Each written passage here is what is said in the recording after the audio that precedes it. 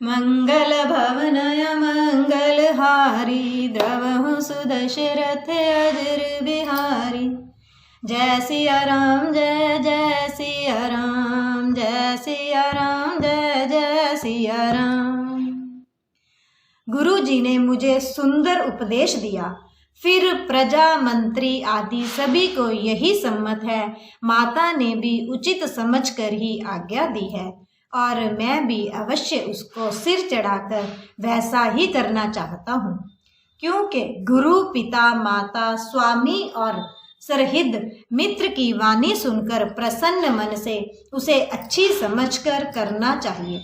उचित अनुचित का विचार करने से धर्म जाता है और सिर पर पाप का भार चढ़ता है।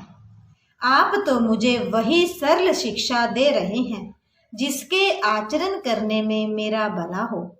यद्यपि मैं इस बात को भली भांति समझता हूँ, तथापि मेरे हृदय को संतोष नहीं होता। अब आप लोग मेरी विनती सुन लीजिए और मेरी योग्यता के अनुसार मुझे शिक्षा दीजिए। मैं उत्तर दे रहा हूँ, यह अपराध क्षमा कीजिए। साधु पुरुष दुखी मनुष्य के दोष गुणों को नहीं गिनते। पिताजी स्वर्ग में हैं, श्री सीता राम जी वन में हैं और मुझे आप राज्य करने के लिए कह रहे हैं।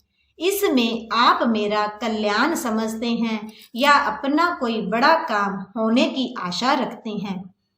मेरा कल्याण तो सीतापति श्री राम जी की चाकरी में है, सो उसे माता की कुटिलता ने छीन लिया। मैंने अपने मन में अनुमान करके देख लिया है कि दूसरे किसी उपाय से मेरा कल्याण नहीं है। यह शोक का समुदाय राज्य लक्ष्मण श्री रामचंद्र जी और सीता जी के चरणों को देखे बिना किस गिनती में है? इसका क्या मूल्य है? जैसे कपड़ों के बिना गहनों का बोझ व्यर्थ है, वैराग्य के बिना ब्रह्म विचार व्यर्थ है। रोगी शरीर के लिए नाना प्रकार के भोग व्यर्थ हैं। श्री हरि की भक्ति के बिना जप और योग व्यर्थ है। जीव के बिना सुंदर देह व्यर्थ है। वैसे ही श्री रघुनाथ जी के बिना मेरा सब कुछ व्यर्थ है। मुझे आज्ञा दीजिए, मैं श्री राम जी के पास जाऊं। एक ही आंक निश्चय पूर्वक मेरा हित इसी में है और मुझे राजा बनाकर आप अपना भला चाहते हैं। यह भी आप स्नेह की जड़ता के वश होकर ही कह रहे हैं।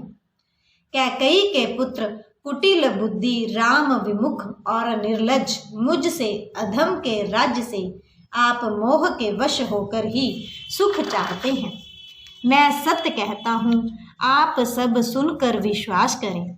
धर्मशील को ही राजा होना चाहिए। आप मुझे हठ करके ज्यों ही राज्य देंगे त्यों ही पृथ्वी पाताल में धंस जाएगी।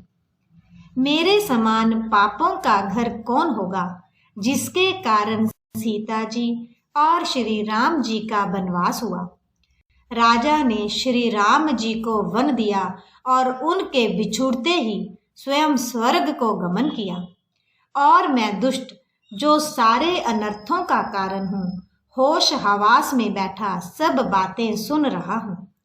श्री रघुनाथ जी से रहित घर को देखकर और जगत का उपहास सहकर भी ये प्राण बने हुए हैं। इसका यही कारण है कि ये प्राण श्री राम रूपी पवित्र विषय रस में आसक्त नहीं हैं। ये लालची भूमि और भोगों के ही भूखे हैं। मैं अपने हृदय की कठोरता कहाँ तक कहूँ, जिसने वज्र का भी तिरस्कार करके बड़ाई पाई है। कारण से कार्य कठिन होता ही है, इसमें मेरा दोष नहीं। हड्डी से वज्र और पत्थर से लोहा भयानक और कठोर होता है।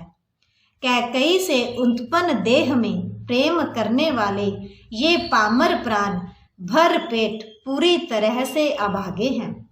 जब प्रिय के वियोग में भी मुझे प्राण प्रिय लग रहे हैं, तब अभी आगे मैं और भी बहुत कुछ देखूंगा सुनूंगा।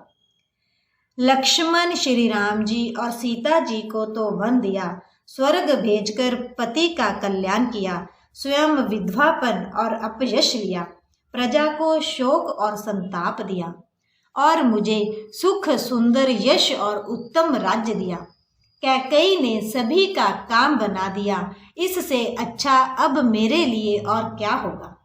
उस पर भी आप लोग मुझे राज तिलक देने को कहते हैं।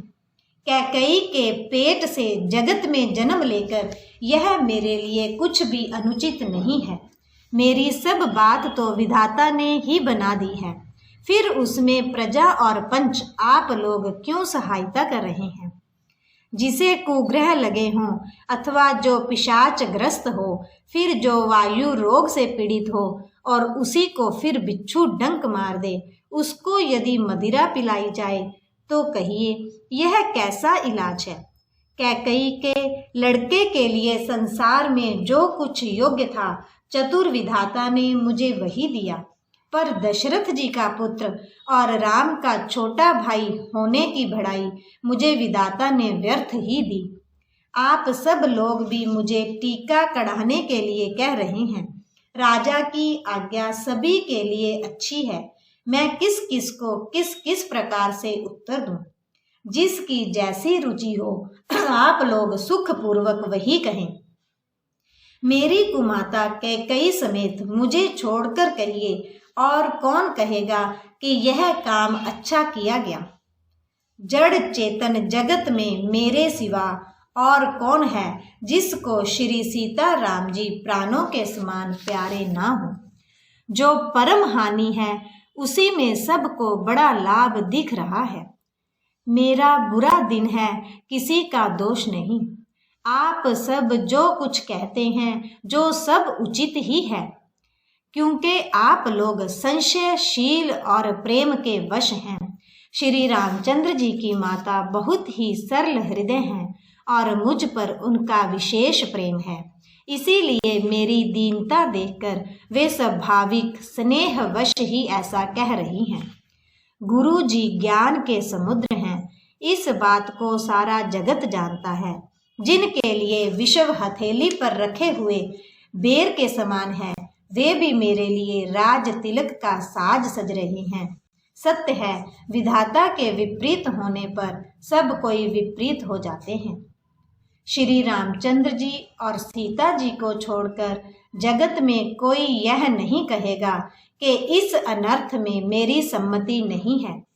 मैं उसे सुखपूर्वक सुनूंगा और सहूंगा, क्योंकि जहाँ पानी होता है वहाँ अंत में कीचड़ होता ही है। मुझे इसका डर नहीं है कि जगत मुझे बुरा कहेगा और ना मुझे परलोक का ही सोच है। मेरे हृदय में तो बस एक ही दुसह दावानल ददक रहा है कि मेरे कारण श्री सीता राम जी दुखी हुए। जीवन का उत्तम लाभ तो लक्ष्मण ने पाया, जिन्होंने सब कुछ तजकर श्री राम जी के चरणों में मन लगाया। मेरा जन्म तो श्री राम जी के वनवास के लिए ही हुआ था। मैं अभागा झूठ मूठ क्या पछताता हूँ। सबको सिर झुकाकर मैं अपनी दारुण दीनता कहता हूँ। श्री रघुनाथ जी के चरणों के दर्शन के लिए बिना मेरी जी की जलन ना जाएगी। मुझे दूसरा कोई उपाय नहीं सूझता। श्री राम जी के बिना मेरे हृदय की बात कौन जान सकता है। मन में एक ही आंक निश्चयपूर्वक यही है कि प्रातःकाल प्रभु श्री राम जी के पास चल दूंगा। यद्यपि मैं बुरा हूँ और अपराधी हूँ और मेरे ही कारण यह सब उपद्रव हुआ है, तथापि श्री राम जी मुझे शरण में सन्मुख आया हुआ देखकर सब अपराध क्षमा करके मुझ पर विशेष कृपा करेंगे। श्री रघुनाथ जी शील, संकोच, अत्यंत सरल स्वभाव, कृपा और स्नेह के घर हैं। श्री राम जी ने कभी शत्रु का भी अनिष्ट नहीं किया। मैं यद्यपि टेढ़ा हूँ, पर हूँ तो उनका बच्चा और गुलाम ही।